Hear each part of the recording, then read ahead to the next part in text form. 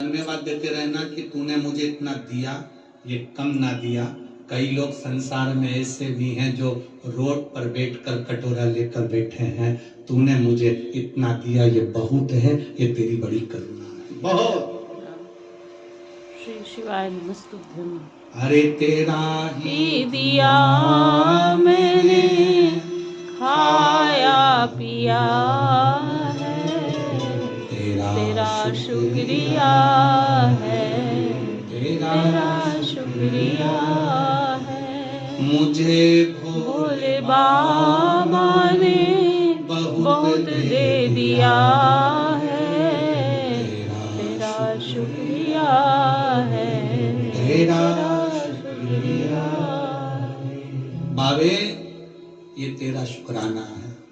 ये पादुका देख लोगे, राम जी की खड़ाऊ देख लोगे, कृष्ण भगवान के पाँव में पादुका देख लोगे, पर भोलेनाथ जी के चरणों में, काल भैरव के चरणों में, शंकर जी के चरणों में, महाकाल कुबेर भंडारी के चरणों में कभी पादुका, चप्पल, जूता नहीं देखोगे। नंगे पैर चलते, नग्न पैर। शिव जी चल रहे थे, पार्वती जी के साथ घूमते घूमते उनके पांव में कांटे चुभ रहे थे, पत्थर चुभ रहे थे। पांव में कांटे चुभे हुए हैं, पत्थर चुभे हुए हैं। पार्वती जी ने शंकर जी को हाथ पकड़कर बिठाया, बिठाकर कहा, बाबा, भोलेनाथ जी से बोली, आपके पांव में कांटे चुभे हुए हैं। पार्वती जी ने कहा, जरा पांव ऊंचा करो, मैं तुम्हारे पांव से कांटे निकाल के फेंक दूं। मैं तुम्हारे पांव से कंकर निकाल कर फेंक देती हूँ, पत्थर निकाल कर फेंक देती हूँ, पांव ऊंचा करो। शिव जी बोले, नहीं। शंकर जी बोले, मेरे पांव में तो ढेर सारे कांटे चुभे हैं, ढेर सारे पत्थर चुभे हैं, तो इनको निकाल कर फेंकते क्यों नहीं है? शंकर भगवान बोले, ये मेरे पांव में चुभ गए, ये मेरी शरण में आ गए। जो शरण में आ गया उसको अपने से दूर कैसे कर दूं? उसको तो मैं अपने पास रखता। ये मेरी शरण में सब बैठे, शिव का ध्यान नहीं गया, श्राप मिला, शमशान का निवास मिला। कोई बात नहीं। महापुराण की कथा एक बात बहुत अच्छे से कहती है कि आप जहां रहें वहां खुश रहें। छोटे से मकान में भी अगर आप अपनी जिंदगी जी रहे हैं तो ये कभी मत सोचना कि आपकी जिंदगी दुख में है।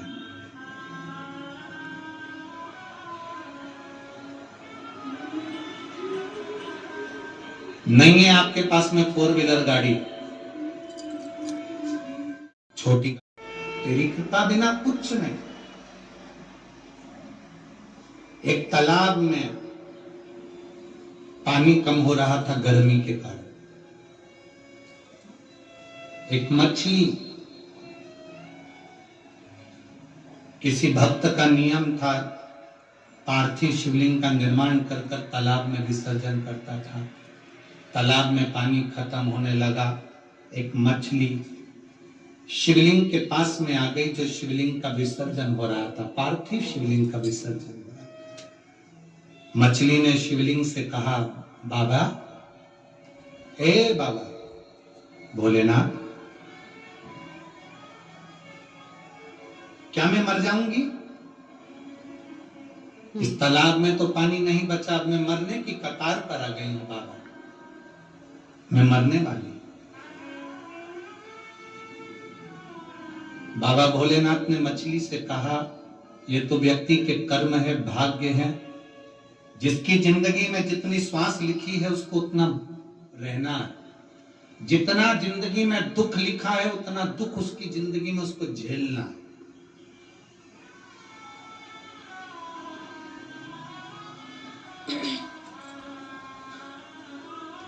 जितना किस्मत में लिखा है उसको उतना भोगना। एक माँ इस पंडाल में बैठी है, जिसके घर में 9-10 साल के बाद तो औलाद हुई, और 9-10 वर्ष के बाद औलाद होने के बाद आंख में एक गठान हो गई। आंख में जब गठान हुई तो उसकी जांच होना प्रारंभ हुई और उसका ऑपरेशन हुआ तो कैंसर निकला, बेटी हो गई। तो होना ही है।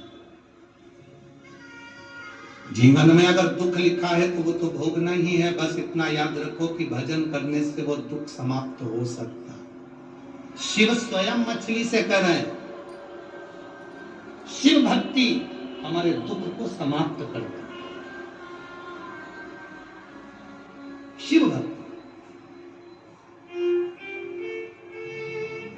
और विश्वास के साथ कहता हूं, इस व्यासपीठ के माध्यम से जितने लोग कथा सुनने आते भी कहा, कमर, घुटना, सिर तकलीफ कितनी भी हो, तुम यहाँ कथा सुनने आओ तो जब कर्पूर गौरम हो, शंकर जी की पूरी आरती हो जाए, कर्पूर गौरम हो, उस समय पर जमीन की रज को, घुटना है, कमर है, उस पर लगाकर जरूर जाना।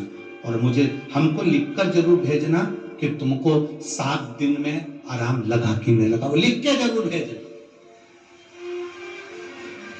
जहां शिव महापुराण की कथा होती है वो केवल कथा का स्थल नहीं होता। जहां शिव महापुराण की कथा होती है वो शंकर का कैलाश पर्वत होता है, कैलाश धाम होता है, कंकर शंकर की भूमि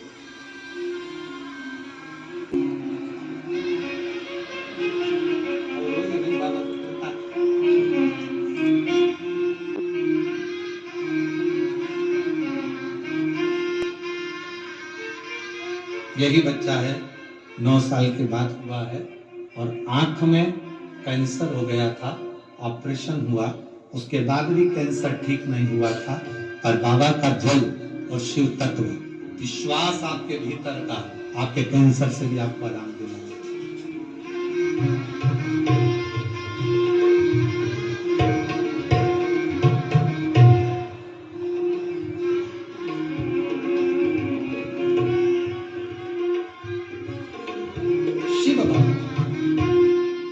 विश्वास जितना दृढ़ हो, मेरा शिव उतने करीब में आता है, जितना दृढ़ हो।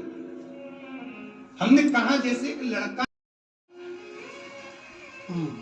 श्वासों का बैलेंस वो बड़ा,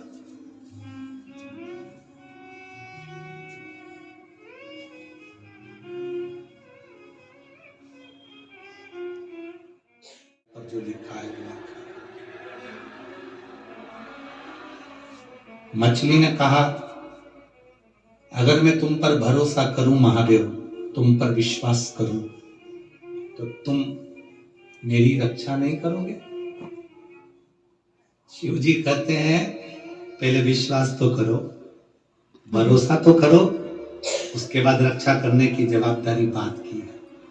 मछली ने कहा, मैंने घाट पर जो शंकर का शिवलिंग विसर्जन करने के लिए नदी में आते हैं, तालाब पर आते हैं, मैंने उनके मुंह से सुना है, शिव किसी को कष्ट नहीं होने देता। अब मुझे देखना है, मेरा परिवार, गर्मी में जब ये तालाब सूख जाएगा, मैं मछली जल में रहने वाली मरती हूं कि नहीं मरती, और मेरा परिवार मरता है कि नहीं मरता। मेरा भरोसा आज से शंकर तुम पर है। मछली कहती है, आज से मैं आपके नाम का जाप चालू करती हूँ, पूरी गर्मी देखूंगी कि मरी कि नहीं मरी। श्री शिवाय नमस्ते। ये वो मंत्र है, ये वो साधना है। कई वर्ष तक आग बंद कर बैठ कर भी तुम साधना करते रहोगे, शिव का दर्शन हो चाहे नहीं हो हमें नहीं मालूम। कैलाश पर्वत के शिखर पर कंदराओं में जाकर भी बैठ जाओगे और तप करते रहोगे, तुम्हें भगवान का दर्शन हो कि नहीं हो हमें नहीं मालूम। पर ये विश्वास इस व्यासपीठ का है, जिसके मुख से एक दिन में कम से कम 21 बार भी श्री शिवाय नमस्तुभ्यम निकल जाता है, तो उसको शंकर का दर्शन होता ही है। शिव उसके दुख हरता ही है। आपके नजदीक में जितने शंकर के मंदिर है, उस मंदिर में जाकर एक बार मुख से श्री शिवाय नमस्तुभ्यम कहा करो।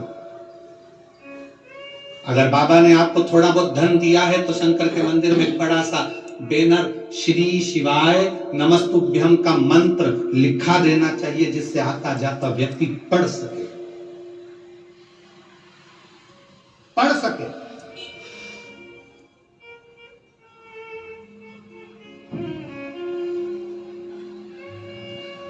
हम तो यहां तक सोचते हैं, ये तो बाबा की मर्जी होगी, जब बाबा करेगा। हम तो यहां तक सोचते हैं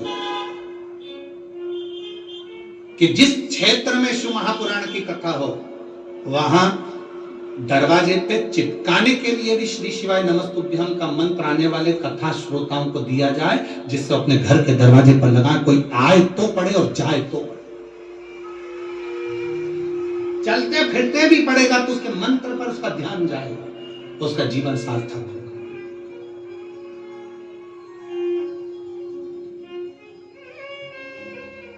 मछली कर रही है, आज से मेरा विश्वास दृढ़ है, मैं भी जपूंगी भगवान का नाम। अब देखती हूं मरती कि नहीं मरती। परिवार रहने लगा, तालाब सूखने लगा, गर्मी बढ़ती गई, पूरे तालाब का पानी सूखने लगा।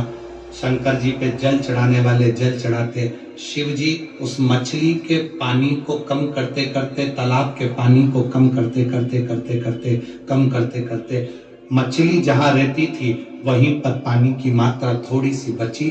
शंकर जी पे जो जल चढ़ता था वो तालाब के अंदर आ जाता था और तालाब के अंदर गिर जाता था।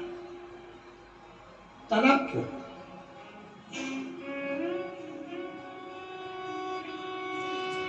तालाब में जल गिरता और तालाब में जब जल गिर रहा है, शिव जी पे चढ़ा हुआ पानी तालाब में आ रहा है, मछली को मिल रहा है। कब पूरी गर्मी निकल गई, 4 महीना पूरे गर्मी के निकल गए, तालाब पूरा सूखा था, पर एक छोटी सी जगह पर जहां मछली का परिवार था, उस मछली के परिवार को शिव जी पे चढ़ा हुआ जल प्राप्त होता रहा। बारिश आ गई, तालाब फिर भरा गया, फिर कोई भक्त आया, शिवलिंग का विसर्जन करने के लिए आया। मछली ने शंकर जी से कहा, धन्य है आप, आपने अपने ऊपर चढ़े हुए जल से ही मेरी रक्षा कर ली। और करी जरूर, अकाल मृत्यु वो मरे, जो काम करे चंडाल कर, काल उसका क्या बिगाड़े, जो भक्त हो मां। आप शिव की आराधना कर रहे हैं, शिव की आराधना। कल कथा में कहा था गुरु नानक देव जी ने, कल कथा में वर्णन करा था, गुरु नानक देव जी ने नामदेव जी से कहा, जहां शिव नहीं पांव को उठा कर मारत दे, जहां भगवान नहीं, जहां रब नहीं, वो स्थान बता दो। तुझ में रब, मुझ में रब, सब में रब समाया है, और जित देखो वो रब की ही तो माया, हर एक जगह पर वही तो है। गुरु नानक देव जी अपनी भक्ति में लीन, बाले कबूतर लेकर पहुंचा जंगल के अंदर। बाले को लगा जंगल में कौन देखेगा, बाले कबूतरों मारने के लिए जंगल में आतुर हुआ। तब उसके स्मरण में आया, ये वृक्ष इस कबूतर को देख रहा है, आकाश कबूतर को देख रहा है, पृथ्वी कबूतर को देख रही है, जल कबूतर को देख रहा है। बाले गुरु नानक देव जी के पास वापिस आ गया। बाले ने गुरु नानक देव जी के चरणों को प्रणाम कर कर कबूतर वापस दिया। गुरु नानक देव जी ने पूछा, क्यों रे बाले, तूने इस कबूतर को नहीं मारा? बाले ने चरण पकड़कर कहा गुरु नानक देव जी से, आपने कहा था जहां कोई ना हो वहां मारना। मैं जहां मारने के लिए जाता हूं वहां पृथ्वी रहती है, आकाश रहता है, वृक्ष रहता है, जल रहता है, हर एक में रब समाया है, तो उनके सामने कैसे किसी जीव को मार सकता हूं? इसलिए मैंने इस कबूतर को नहीं मारा, इसलिए मैंने इस कबूतर को नहीं मारा। गुरु नानक देव मुस्कुराने लगे। गुरु नानक देव के चेहरे पर प्रसन्नता है, मुस्कुरा। गुरु नानक देव जी ने कहा, रे बाले,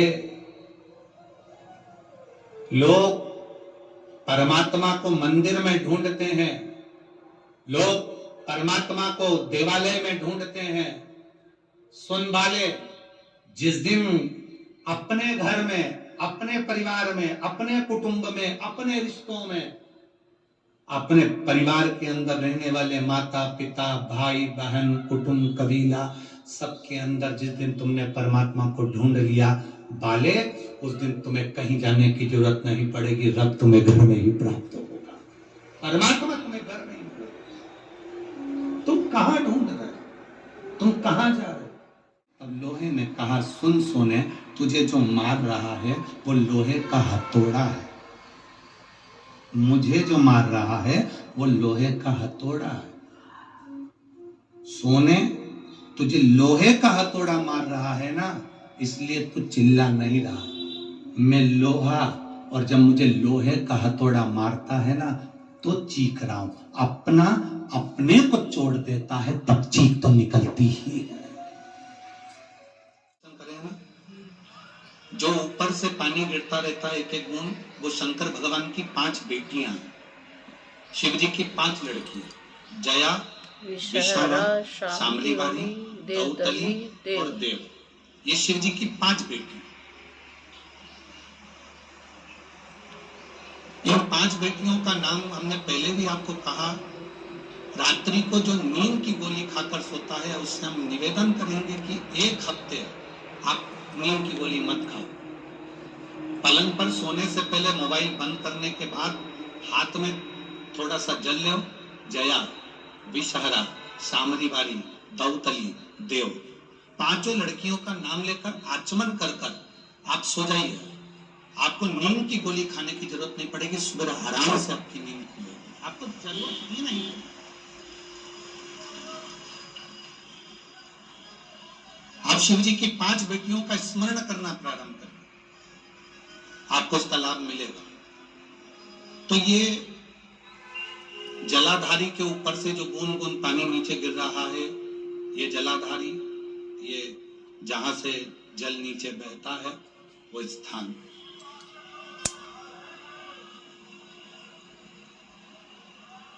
जिस व्यक्ति ने अपनी जीवन काल में परिवार से कुटुंब से आस नहीं लगाई, भगवान को अगर जल चढ़ाने के लिए, शिवलिंग पर जल चढ़ाने के लिए शिव मंदिर जा रहे हो और तुम्हारे को लगता है कि आज मेरा ये कार्य है और बाबा तुम मुझे पूरा करना, आज मैंने संसार वालों से आस नहीं लगाई, आपसे आस लगाई है, तो जल चढ़ाने के तरीके को बदल लो। हाथ में जो जल है उस जल को, यहाँ जो अशोक सुंदरी का स्थान है, यहाँ से जल चढ़ाते चढ़ाते शिवलिंग पर पूरा जल समर्पित कर दो। 1 या 2 बार कर कर देखना, आपको दुनिया से आस लगाने की जरूरत नहीं पड़ेगी, बाबा आपका कार्य सफल जरूर करेगा। थोड़ा सा तरीका चेंज, जल चढ़ाने। अशोक सुंदरी से चालू करोगे, शिवलिंग तक लेकर जाओ। अशोक सुंदरी से ये जो जलाधारी जल बहता है, यहां से चालू कर कर शिवलिंग तक उस जल को लेकर जाओ। जब हम भगवान देवाधिदेव महादेव को जल चढ़ाते हैं, उसके 5 अलग अलग तरीके हैं। बहुत सावधानी से सुनना कथा, आपकी और हमारी जिंदगी की सार्थकता को सिद्ध करेगी। पंजाब की पवित्र शिव जी को जल चढ़ाए, ये सब पंचामृत के अंतर्गत आते हैं। उसी तरह शंकर जी को 5 तरह से जल चढ़ाने का क्रम वर्णित किया गया। अब उसको समझेंगे, बहुत सावधानी से समझिएगा। पहला, जल लेकर आए, सीधे डायरेक्ट शंकर भगवान के शिवलिंग पर चढ़ा दिया, ये प्रथम जल का चढ़ाने का तरीका। दूसरा, जहां से पानी बहकर जाता है, जहां से जल बहकर जा रहा है, उसके ठीक विपरीत जल उत्तर में जा रहा है, आप दक्षिण में खड़े होंगे और दक्षिण में खड़े होकर उत्तर की ओर मुख करेंगे और शिव जी को जल समर्पित करेंगे। यह रोग मुक्ति करने वाला है और हमारे रोग पर हमें विजय प्रदान करने वाला है। ये जल चढ़ाने का। एक सीधे मंदिर में गए, लोटा भरकर जल उठाया, शिव जी को चढ़ा दिया। दूसरा जल, जहां से पानी बहता है, शिव जी का चढ़ा हुआ जल जहां से बहकर जाता है, उसके ठीक विपरीत में शिव जी का जल इधर जा रहा है तो तुम यहां खड़े हो, तुम यहां बैठो, यहां मत बैठना, यहां मत बैठना, इधर बैठो। अगर रोग का निवारण है यहां बैठो। तीसरा, अशोक सुंदरी से जल चढ़ाते चढ़ाते शिवलिंग तक लेकर जाना और शंकर भगवान के शिवलिंग पर पूर्ण जल समर्पित करना। ये तीसरा तरीका, ये कार्य की सिद्धता के लिए। हम जब किसी से आस न लगाकर परमात्मा से विनती करते हैं तो वो विनती करने का तरीका। तीसरा। चौथा, शिवजी पे चढ़ा हुआ जल 5 जगह पर समर्पित करना। गणेश जी, कार्तिकेय, अशोक सुंदरी, शिवलिंग, जलाधारी। ये चौथा क्रम है। जब जिस नारी का, जैसे एक पत्र है देख रहे, गणेश, कार्तिकेय, अशोक सुंदरी, जलाधारी, शिवलिंग पर जल चढ़ाना 5 स्थान पर, ये चौथे नंबर का। और 5वां जल समर्पित करना।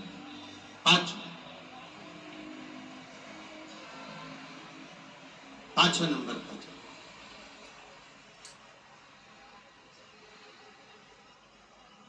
शिव जी को 5वें नंबर का जो जल आता है, जो जलाधारी है, ऊपर जिसमें पानी भरा रहता है और नीचे एक एक बूंद टपकता रहता है।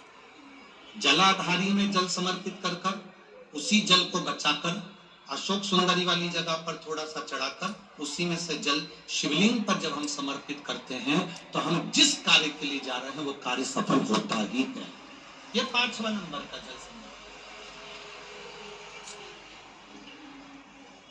एक पत्र हो रही दक्षिण में बैठकर अशोक सुंदरी से शिवलिंग पर। चौथा, 5 स्थान गणेश, कार्तिकेय, अशोक सुंदरी, जलाधारी और शिवलिंग, मतलब पार्वती और शिव, इनको समझ।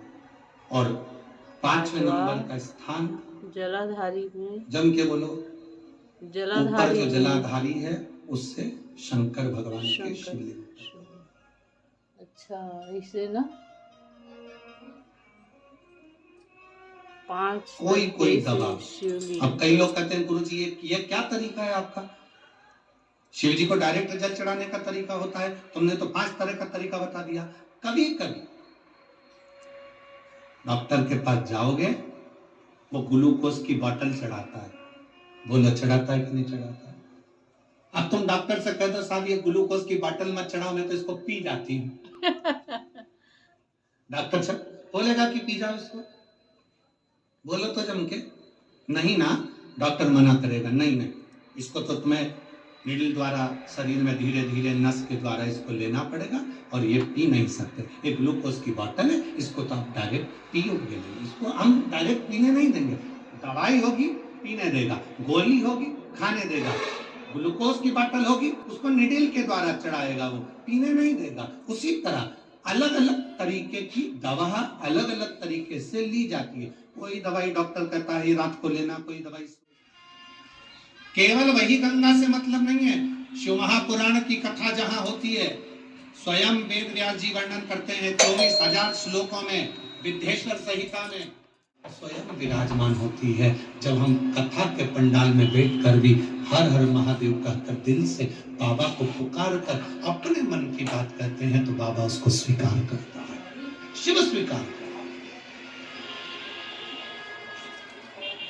शंभो शरण पड़ी मांगू घड़ी रे घड़ी, दुख काटो दया करी दर्शन आपो।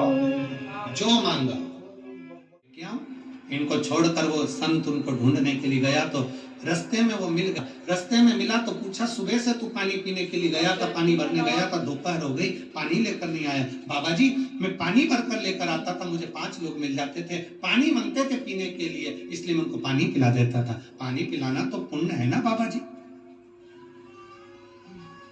पानी पिलाना तो पुण्य है ना बाबा जी। संत ने कहा पानी पिलाना पुण्य है, हम मना नहीं कर रहे, पानी पिलाना पुण्य है, हम मना नहीं कर रहे। पर निवेदन इतना सा है, अगर वो पानी पीने वालों को तुम उस सरोवर का रास्ता दिखा देते और वहां वो पानी पीते तो पीछे से जितने आ रहे होते वो भी पानी पीने सरोवर तक जाते। शिव महापुराण की कथा कहती है भूखे को भोजन कराना पुण्य है, प्यासे को पानी पिलाना पुण्य है। शिव महापुराण की कथा कहती है पर भूखे को भोजन कराना पुण्य है, तो भूखे को भोजन कमाने का तरीका सिखाना उससे दुगना पुण्य है, वाह दुगना पुण्य।